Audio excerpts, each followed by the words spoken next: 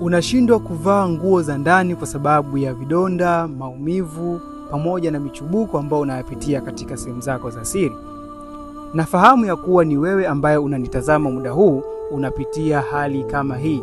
Na muda mwingine umekuwa mkimya kwa muda mrefu kwa sababu ya kuhofia ni nani wa kuweza kumwambia changamoto hiyo na itawezaje kutibika changamoto kama hiyo.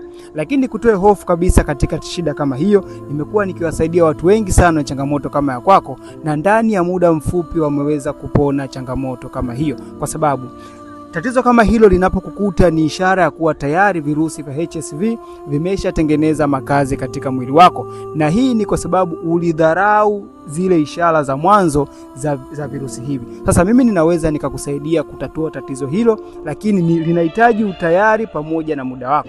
Kwa sasa unaweza kuchukua namba yangu bio kanitafuta ili niweze kusaidia kutatua changamoto kama hii. Lakini pia usisahau kushare, kulike na kucomment kama imeweza kukusaidia kwa namna moja ama nyingine.